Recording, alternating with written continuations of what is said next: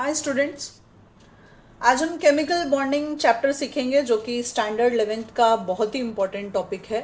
11th क्या, ये ऐसा टॉपिक है जिसका बेसिक्स क्लियर रहना आपके लिए बहुत ही ज़रूरी है। ये पूरी केमिस्ट्री को बिलोंग करता है, इतना इम्पोर्टेंट टॉपिक है ये। आपने ये जो आयनिक बॉन्ड है, कोवलेंट बॉन्ड है, कोऑर्डिनेट कोवलेंट बॉन्ड है, ये ऐसे टर्म्स हैं जो आपने कक्षा 6वीं 7वीं से ही देखा होगा। बट मेजॉरिटी बच्चे ऐसे हैं जिनका 11th-12th हो जाता है लेकिन उनका ये कंसेप्ट क्लियर नहीं होता है। Reason is you need to know certain things before you try to learn these concepts. What is that?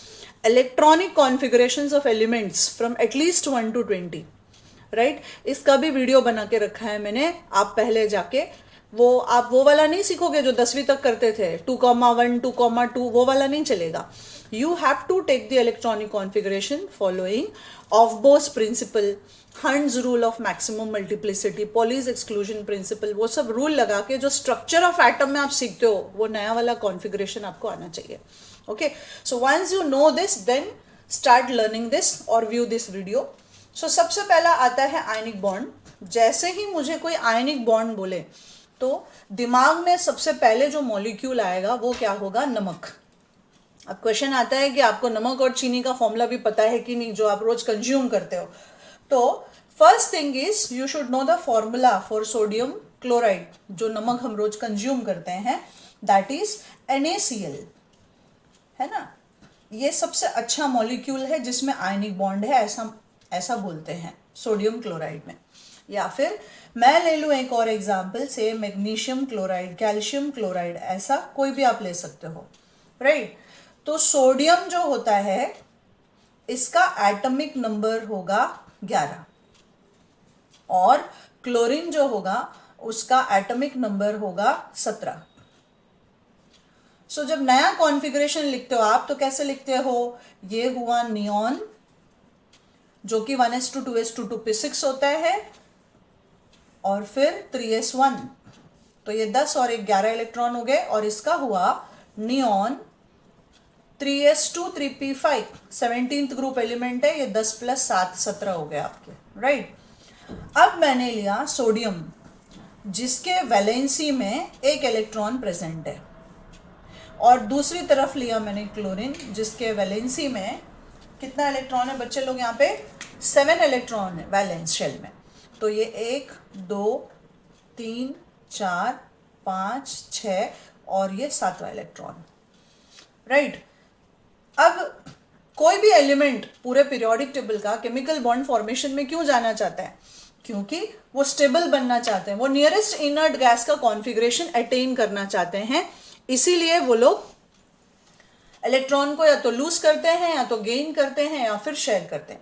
तो यहाँ पे सोडियम क्या करेगा? सोडियम एक इलेक्ट्रॉन को लूज करेगा, देना अच्छी बात होती है और इसलिए सोडियम पे चार्ज आ गया प्लस, और आपका क्लोरीन जो है वो इलेक्ट्रॉन को गेन करेगा, लेना गलत, इसलिए चार्ज आ गया नेगेटिव, राइट। अब यहाँ एक इलेक्ट्रॉन को लूज करने के बाद इसका एटॉमिक नंबर 10 हो गया, जो कि हीलियम नियॉन की कॉन्फ़िगरेशन होगी, और ये एक इलेक्ट्रॉन गेन करके 18 इलेक्ट्रॉन हो गए, right.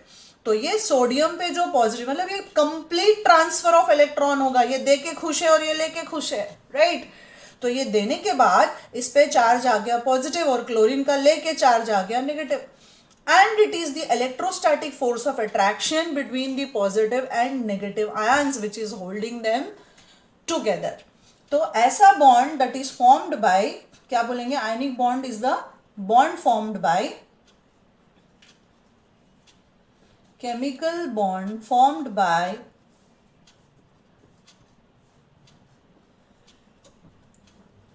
complete transfer of electron.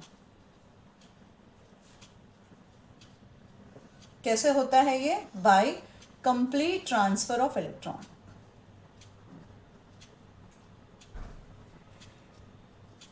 Right.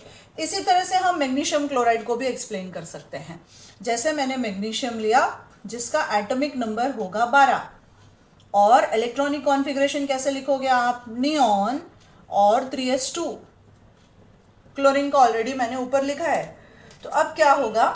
Magnesium के वैलेंसी में आ गया 2 इलेक्ट्रॉन, राइट, ये 2, और एक एक क्लोरीन के पास कितना इलेक्ट्रॉन है बच्चे लोग, फॉर्मूला के हिसाब से मेरे पास 2 क्लोरीन है ना, और एक एक क्लोरीन के पास 7 इलेक्ट्रॉन्स प्रेजेंट है, राइट। कितना इलेक्ट्रॉन है टोटल, 7 इलेक्ट्रॉन्स प्रेजेंट है। और ये जो 7वां इलेक्ट्रॉन है यहाँ पे, वो बॉन्ड फॉर्मेशन में, राइट, ये क्या करेगा, मैग्नीशियम इसको भी दे दिया इलेक्ट्रॉन और इसको भी इलेक्ट्रॉन दे दिया। तो हुआ क्या फाइनली, मैग्नीशियम ने 2 इलेक्ट्रॉन लूज किया, 2 इलेक्ट्रॉन दिया तो 2 पॉजिटिव चार्ज आ गया। तो यहाँ पे इसने नियॉन की कॉन्फ़िगरेशन अटेन कर ली, क्योंकि इसके पास इलेक्ट्रॉन कितने हो गए अब, 10। सो ऐसे chemical bonds which are formed by complete transfer of electrons are called as ionic bond. अब हम देखते हैं हमारा दूसरा type of basic bond, that is covalent bond.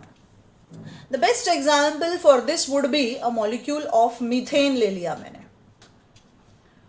Methane का फॉर्मूला होता है CH4, ये बेसिक फॉर्मूला है, ऑलमोस्ट सभी बच्चों को ये आता होगा, राइट। अब यहाँ पे क्या होगा, मीथेन में मेरा सेंट्रल एटम कार्बन है जिसका एटॉमिक नंबर हुआ 6। तो कॉन्फ़िगरेशन हम लिखेंगे, इलेक्ट्रॉनिक कॉन्फ़िगरेशन कैसे आएगा बच्चे लोग, कॉन्फ़िगरेशन होगा इसका 1s2 2s2 2p2। अब मेरे पास वैलेंसी में 4 इलेक्ट्रॉन है, राइट। तो ये 4 इलेक्ट्रॉन कार्बन के आसपास आ गए, ये क्रॉस से मैंने इंडिकेट किया है।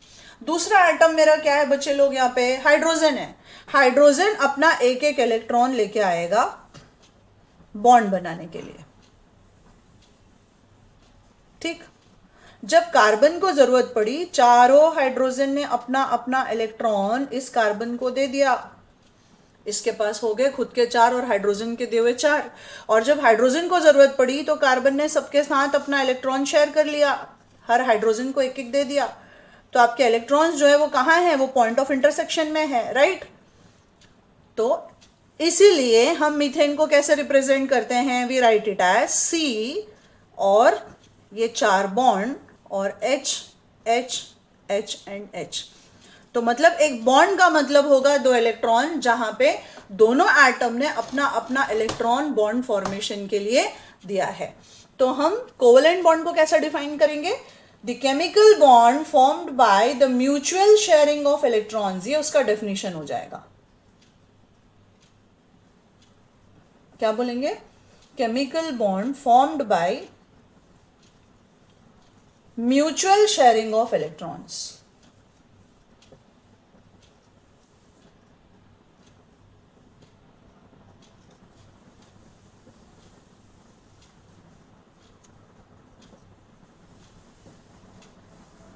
अब हम एक और टाइप देखेंगे, यहाँ पे एक और एग्जाम्पल देखते हैं पहले, एंड देन फिर will go for the next type also.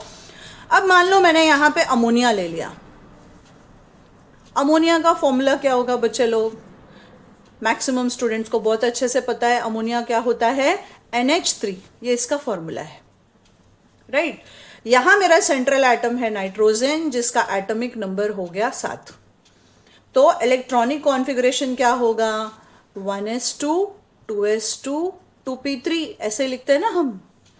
जहां पे ये इसका वैलेंसी है, मतलब 2s शेल जो है उसमें मेरे पास 2 इलेक्ट्रॉन है, और 2p जो है उसमें मेरे पास 3 सब शेल है, px py pz, और तीनों में एक एक इलेक्ट्रॉन प्रेजेंट है।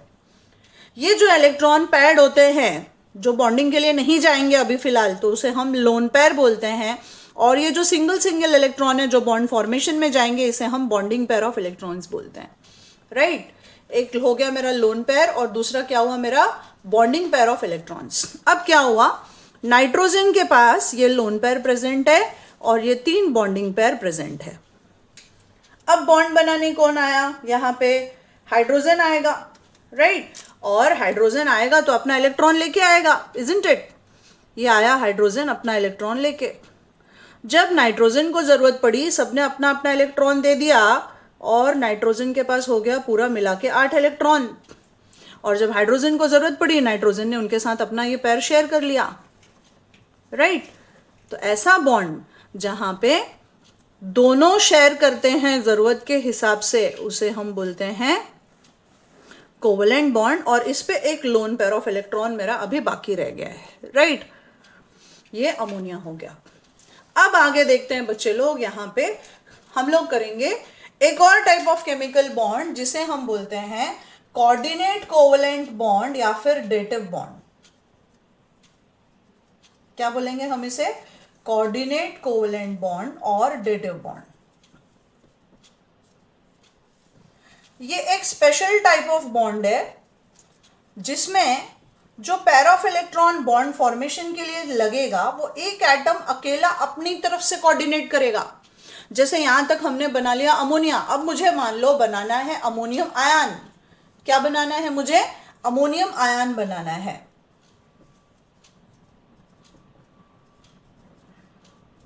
अमोनियम आयन का फॉर्मूला क्या होगा?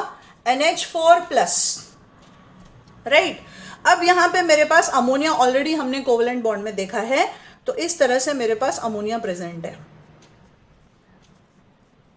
जिसके ऊपर एक अनशेयर्ड पेयर ऑफ इलेक्ट्रॉन, एक लोन पेयर ऑफ इलेक्ट्रॉन पड़ा हुआ है। अब मान लो मेरे पास आया एक H+ के पास कितने इलेक्ट्रॉन है बच्चे लोग? एक भी नहीं, क्योंकि हाइड्रोजन के पास एक होता है, जब वो उसको लूज करता है तो H+ बनता है जिसके पास इलेक्ट्रॉन होगा 0, राइट। तो अब ये पेयर ऑफ इलेक्ट्रॉन, हाइड्रोजन को हीलियम की कॉन्फ़िगरेशन के लिए कितना इलेक्ट्रॉन चाहिए? एक पेयर चाहिए, राइट। वो पेयर ऑफ इलेक्ट्रॉन नाइट्रोजन अकेला अपनी तरफ से इसको कंट्रीब्यूट करता है, देता है, शेयर करता है या कोऑर्डिनेट करता है। ऐसा special type of bond where the pair of electrons required for bonding is contributed by any one of the combining atoms is called as coordinate covalent bond or dative bond. कैसे define करते हैं हम? The chemical bond in which the shared pair of electron is contributed by any one of the combining atoms.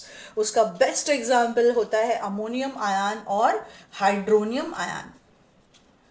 जब आप water लोगे तो water में bonding covalent होगा, और हाइड्रोनियम आयन ले लोगे तो वहां पे आपका बॉन्डिंग कोऑर्डिनेट कोवेलेंट बॉन्ड होगा। So you can try to work on hydronium ion children and you can come up with the doubts in the particular molecule, या फिर किसी तरह का भी डाउट हो या फिर कोई मॉलिक्यूल हो जिसमें आप एक्सप्लेन नहीं कर पा रहे हो कि कैसे प्रेडिक्ट करते हैं, तो you can please ask me in the comment box. We will proceed in the next lecture. तो ये हमारा केमिकल बॉन्डिंग का वेरी फर्स्ट लेक्चर था जिसमें हमने क्या क्या सीखा? हमने सीखा कि आयनिक बॉन्ड क्या होता है और कोवेलेंट बॉन्ड क्या होता है और कोऑर्डिनेट कोवेलेंट बॉन्ड क्या होता है। 3 बेसिक टाइप ऑफ बॉन्ड को हमने सीखा है।